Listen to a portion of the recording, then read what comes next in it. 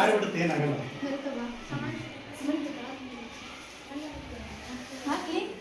ಹಾಕಬಾರದು, ಹಾಕಂತ ಯಾಕಂದ್ರಿ